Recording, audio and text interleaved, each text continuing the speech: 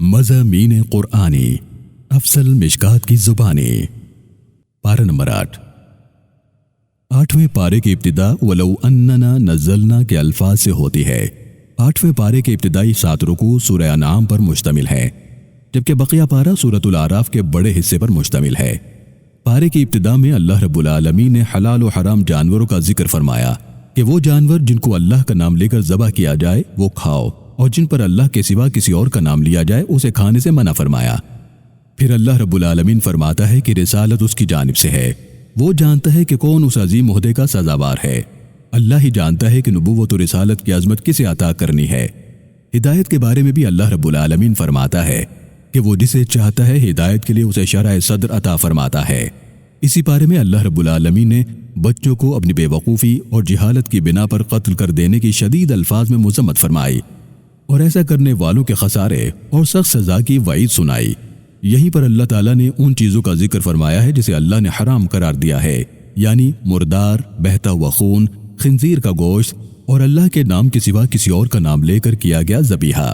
آگے چل کر اللہ رب العالمین نے ان 10 انتہائی اہم احکامات کا ذکر کیا جن کا ذکر اس سے پہلے تورات میں بھی کیا جا چکا ہے، یعنی شرک سے اجتناب کہ اللہ کے ساتھ کسی کو شریک نہ ٹھہراؤ، والدین کے ساتھ نیک سلوک کرو، مفلسی کے ڈر سے اولاد کو قتل نہ کرو، کسی کو ناحق قتل نہ کرو، فحاشی اور بے حیائی سے بچو، چاہے کھلی ہو یا پوشیدہ، ناپ تول میں زیادتی نہ کرو، کسی یتیم کا مال نہ کھاؤ، اپنے وعدے کو پورا کرو، عدل و انصاف کرو اور تقوی اختیار کرو کہ یہی مجھ تک پہنچنے کا راستہ ہے۔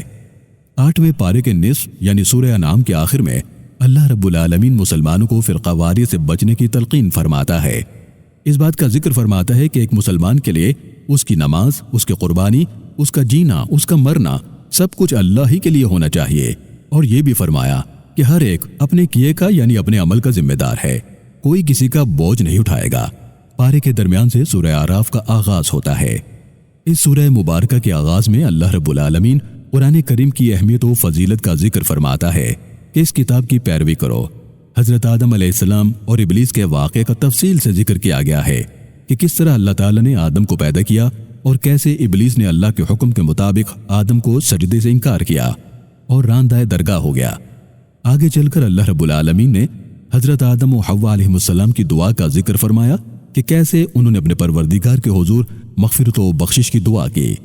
اللہ تعالیٰ نے انسان کو لباس عطا فرمایا جس سے وہ اپنے جسم کو چھپاتا اور اس کی زیب و زینت میں اضافہ کرتا ہے، اس کا ذکر فرمایا، لیکن ساتھ ہی یہ بھی فرما دیا کہ بہترین لباس تقوی کا لباس ہے۔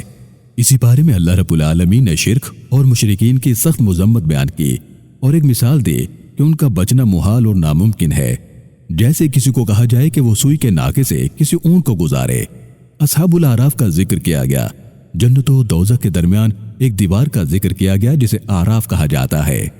پارے کے آخر میں اللہ رب العالمین نے اپنے اولو العزم پیغمبروں کا ذکر فرمایا کہ کیسے حضرت نوح علیہ السلام نے اپنی امت کو 900 سال دعوت حق دی، مگر انہوں نے جھٹلایا تو ان پر پانی کا عذاب نازل ہوا۔ قوم عاد کی طرف حضرت ہود علیہ السلام کو بھیجا گیا، مگر انہوں نے انہیں جھٹلایا تو ان پر عذاب الہی نازل ہوا۔ قوم سمود کا ذکر کیا گیا کہ جن کی طرف حضرت صالح علیہ السلام کو بھیجا گیا، انہوں نے بھی انکار کیا تو ایک ہولناک کڑک نے ان کو تباہ و برباد کر دیا۔ حضرت لوط علیہ السلام کی قوم نے بدکاری کے لیے ہم جنس پرستی کو شعار بنایا تو ان پر پتھروں کی برسات کر دی گئی۔ اور پھر اہل مدین کا ذکر کیا گیا کہ کیسے وہ لوگ ناپتول میں زیادتی کرتے، ان کو حضرت شعیب علیہ السلام نے روکا مگر وہ باز نہ آئے تو کیسے ایک دل دہلا دینے والے عذاب نے ان کو ملیا میٹ کر دیا۔ اللہ رب العالمین سے دعا ہے کہ اللہ تعالی ہم سب کو اپنے عذاب سے محفوظ رکھے اور قرآن کریم کو سمجھنے اور اس پر عمل کرنے کی توفیق عطا فرمائے، آمین۔